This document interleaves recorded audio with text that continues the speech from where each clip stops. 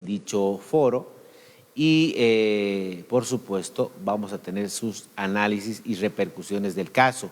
Para esto hemos invitado al analista político, doctor Otto Richter, a quien tengo el gusto de saludarlo hasta Santa Cruz. Doctor, muy buenas noches, gracias por estar con nosotros.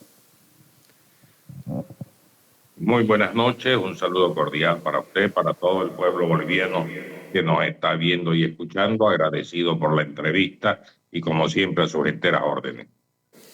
Asimismo también saludo al analista económico Hugo Valderrama, un saludo hasta Cochabamba, porque también vamos a tener su parecer y análisis respecto a este foro agropecuario. ¿Qué tal, Níbar? Buenas noches, un saludo a toda la audiencia de tu canal, allá en la hermosa Tarija, y a través tuyo también a todo el país, a tus órdenes como siempre. Vamos a poner en pantalla, por favor, esta imagen, porque ahí dice justamente en el deber, libre exportación, arancel cero y cierre de empresas estatales. 3 eslogans que van o que han puntualizado los candidatos a la presidencia. Tenemos esa imagen, por favor, porque las promesas de los candidatos están referidas en torno a eso, al agro. ¿Y qué más dicen? Los candidatos coinciden en que es necesario cambiar el modelo económico. Punto número 1. En la ronda decisiva de estas preguntas, Manfred, Samuel y Tuto coincidieron en eliminar cupos, restricciones y cerrar empresas estatales deficitarias. El sector agropecuario fue definitivamente el protagonista. Vamos a tener que empezar este análisis, por supuesto, desde el ámbito económico. Hugo Valderrama, contigo, por favor. Gracias, Níbar. A ver, en primer lugar habría que darle una felicitación a los organizadores del evento. Yo vi gran parte del evento, lo estuve siguiendo, etcétera. Ha sido un muy buen formato de trabajar. Y se nota que el departamento de Santa Cruz, el más productivo del país hoy a la fecha, el más poblado y en el que además hoy conviven y viven más de la mitad de los bolivianos, está tomando pues la delantera en lo que yo vengo reclamando hace un tiempo, que es que se empiece a hablar de temas serios en la política y dejemos la politiquería de los chismes y ese tipo de cosas. Bueno, respecto a estos 3 puntos, a ver, me parece una excelente propuesta que se haya hablado de acabar con los cupos de exportación. Primero porque lo que pretendió el modelo del movimiento al socialismo con este cupo de exportación no era que nosotros tengamos alimentos, no era que se garantice el abastecimiento al mercado interno. En esencia, lo que esto era una medida de control y asfixia al agro cruceño. No, ellos tenían la idea de que si se había mucha libertad, había mucha plata, esta gente se iba a hacer muy rica y que por lo tanto no tenían forma de controlarlos. No, esa era básicamente la intención del movimiento al socialismo cuando se pusieron estos cupos de exportación.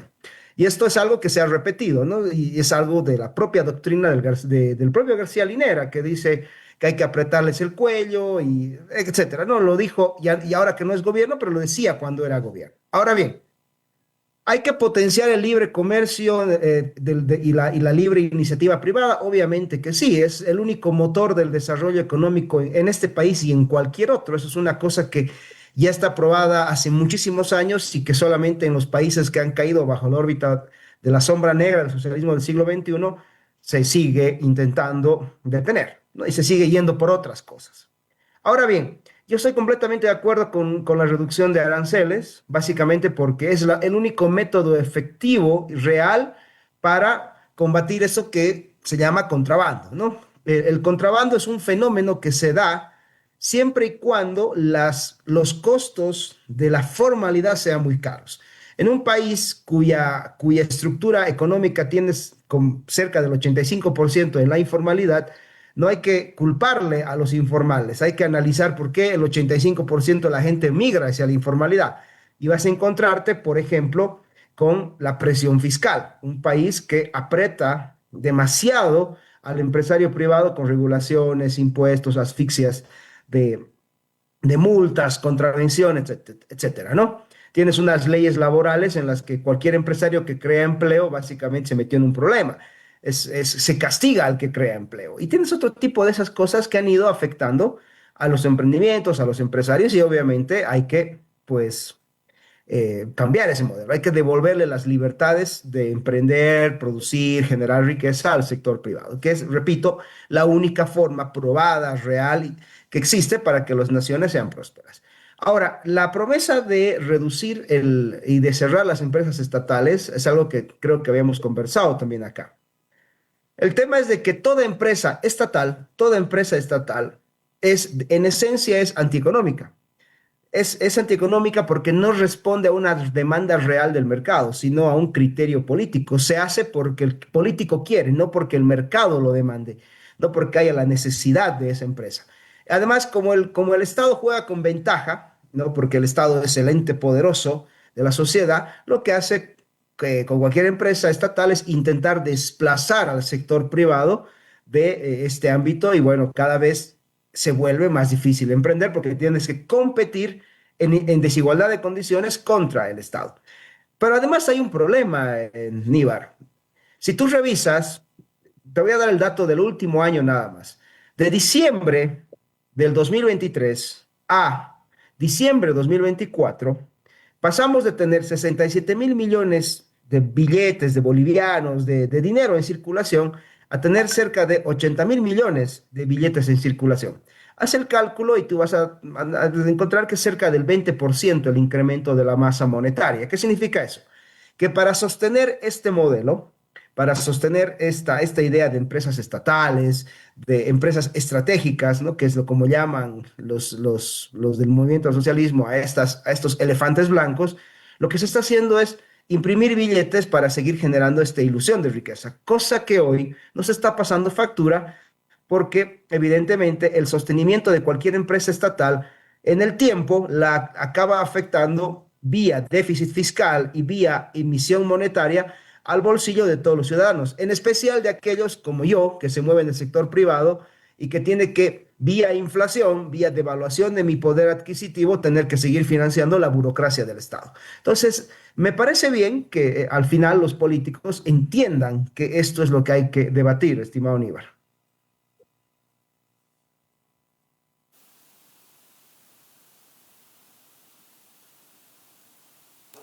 Perfecto, gracias Hugo Valderrama en esta primera intervención. Quiero dar paso al análisis, esta vez político, que tiene el doctor Otto Richter. Doctor Otto Richter, entre las propuestas que ya se han mencionado, grandes y puntuales, para muchos ya vienen identificadas como eslogans de cada candidato, se ha podido también percibir también ausencias, entre ellas también se ha hablado de la ausencia de Andrónico Rodríguez. Doctor Otto Richter, con usted el análisis. A ver, en primer lugar yo quiero compartir plenamente lo que ha dicho aquí Hugo, es absolutamente cierto y muy poco lo que quedaría por acotar. Respecto a tu pregunta, ¿por qué no va Andrónico Rodríguez? Muy sencillo, no va porque no tenía absolutamente nada que decir en ese foro.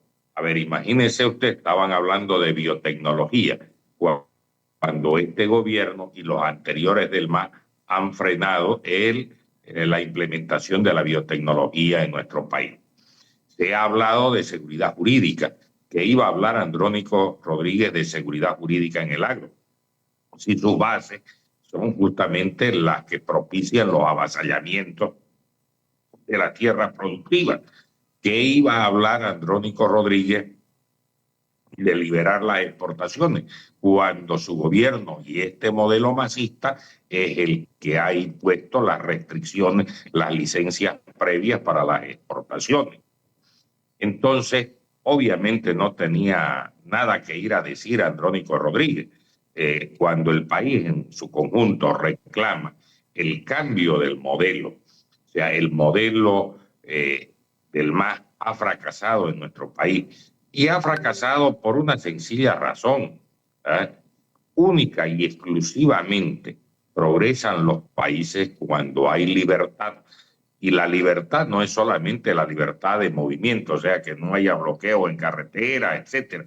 Es la libertad para emprender, para poder hacer negocios. Y el Estado lo que debe hacer es favorecer a ese ciudadano que está emprendiendo, no ahogarlo, como ha dicho Hugo, vía impuestos y vía una serie de regulaciones que te cansan de verdad y desaniman a cualquier inversión. Entonces, me parece que ha sido muy importante este foro. Por supuesto que las propuestas, podemos decir, que se lanzaron ahí han sido insuficientes. El país espera muchas más, pero también hay que tener en cuenta el tiempo del que han dispuesto para exponer todos los planes. Yo, por ejemplo, vengo planteando desde hace mucho tiempo la necesidad de una ley de inversiones en nuestro país que devuelva al inversor hasta el 80% de su inversión en crédito fiscal. Me explico. Si yo pongo una fábrica de lápices, por ejemplo, en el norte de Potosí, una de las zonas más deprimidas del país, genero 100 fuentes de empleo, respeto absoluto al medio ambiente y gasto o invierto 10 millones de bolivianos, el Estado me debería devolver 8 millones en crédito fiscal. Vale decir que durante un tiempo X no voy a pagar impuestos, lo voy a pagar con mi crédito fiscal que sería intransferible. Y usted me dice, pero el Estado no recibiría impuestos, recibiría, porque si yo hago mi cajita de lápices a 10 pesos, la librería la va a vender a 12, a 13, a 15 y obviamente genera impuestos, genera fuente de empleo, ahorro divisa e incluso puedo generar divisa. Lo mismo sucedería con cualquier actividad industrial. Lo que pasa es que no existe la voluntad de apoyar la iniciativa privada en este país. Además necesitamos, y esto lo vengo planteando desde hace mucho tiempo, una ley de competencia que permita que el mercado funcione libremente y que no haya abusos de posiciones dominantes y esté prohibido el monopolio, que lo está, pero en realidad sabemos que está prohibido solamente en la letra muerta de la Constitución, nada más, porque los monopolios existen desde el Estado a través, por ejemplo, de BOA, que es prácticamente un monopolio, o otras empresas estatales que son monopólicas. Entonces, tenemos que abrir la economía de este país, hablar claramente de reducir el gasto corriente. O sea, no puede ser que tengamos tantos ministerios, viceministerios. Yo lo cuento a manera, parece chiste, pero es la realidad. Mientras Alemania, con 80 millones de habitantes, tiene 15 ministerios, nosotros tenemos 18. Alemania tiene 0 viceministerios y nosotros tenemos más de 100. O sea, nuestra burocracia parece chiste, pero es más grande que la burocracia alemana. Suiza tiene 7 ministerios, imagínense usted. Entonces, no podemos gastar lo que no tenemos. Tenemos que ser un Estado pequeño, pero eficiente. Y obviamente todas las empresas del Estado que sean deficitarias hay que cerrarlas, o hay que privatizarlas, o hay que darlas en concesión o en administración, alquilarlas, etcétera. Pero el Estado no puede seguir manteniendo elefanteros, en este caso azules. Doctor Otto Richter, tenemos ya la presencia, a ver, me dicen, de César González, representante del sector gremial, ejecutivo a nivel nacional del sector gremial. Don César, muy buenas noches, gracias por estar con nosotros.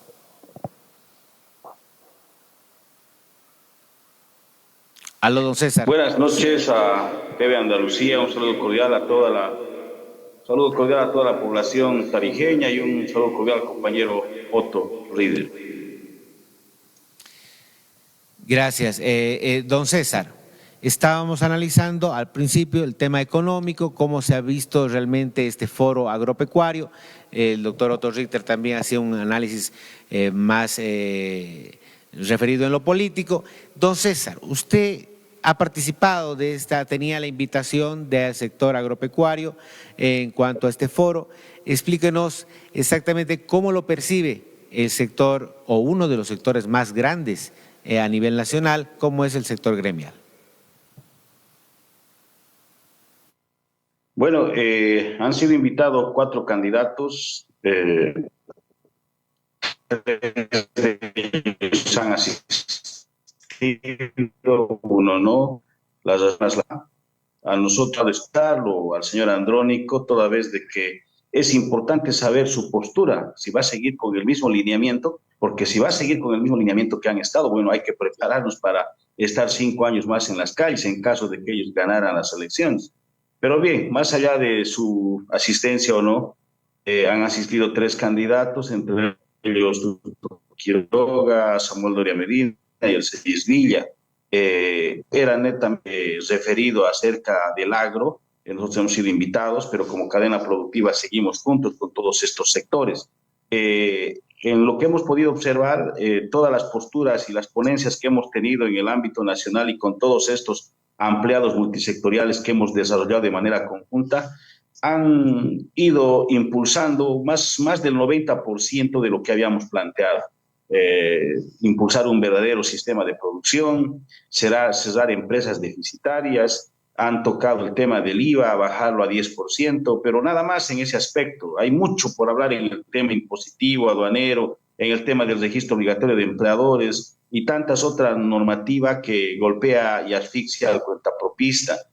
Han tocado el tema de libre exportación, que lo hemos impulsado. Por otra parte, también han hablado de la propiedad privada, la titulación de la pequeña el tema de la agricultura, de las tierras del occidente, del oriente, y de igual manera uno tocó el tema de los puestos de venta. Bien, más allá de que lo hayan planteado, nosotros vemos preocupados en algo. Que promesas son promesas, que posturas de esa naturaleza son posturas. Hay que ver si realmente está en su programa de gobierno. Y segundo, hay que ver la forma en la cual cumplan esos compromisos, porque en este momento van a venir y a decirnos, ok, lo vamos a realizar, pero más allá de que lo cumplan, no tenemos una posición certera. Seguramente en una notaría de fe pública y otros aspectos y otros mecanismos que vamos a buscar. Y por lo demás, bueno, hay que felicitar a lo que es a la CAO, a la Confeagro y a todas las instituciones que han impulsado este tipo de foros, que no debe ser el último. Y así, de esta manera, hay que hablar de cara al pueblo, a la población, no para el beneficio de un sector. Hay que ver que todos los compañeros en el país puedan impulsar sus negocios, sean pequeños, medianos o grandes. Porque en la medida, compañero Níbar, que usted esté bien, usted gane plata, usted va a venir a gastar plata y la plata se hace circular. Hay que ver el tema de la tecnología, hay que ver el tema de producir mucho más. Nuestro país tiene tantos recursos naturales que son despilfarrados. Hay que industrializar, pero de verdad. ¿Pero a quién hay que dejar industrializar? ¿A quién hay que dejar que hagan estos trabajos en el ámbito del cuentapropista, del empresariado y otros aspectos? Al ciudadano. Hay que darle más, hay que romper las cadenas con tanta amplia normativa que todos los sectores tenemos, los cuales nos han ido asfixiando durante todos estos años.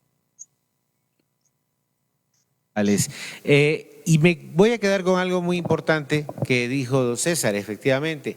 Son de momento promesas, estarán plasmadas en sus, obviamente en su plan de gobierno, y cómo se va a viabilizar dicha promesa. Son temas que, por supuesto, hay que analizarlos. Al retornar, vamos a ir a una pausa porque al retornar vamos a cerrar ya este análisis respecto a las declaraciones que fueron las más sobresalientes en dicho foro agropecuario de cada candidato. Vamos a esa pausa y retornamos. Enseguida volvemos con Antes de Medianoche.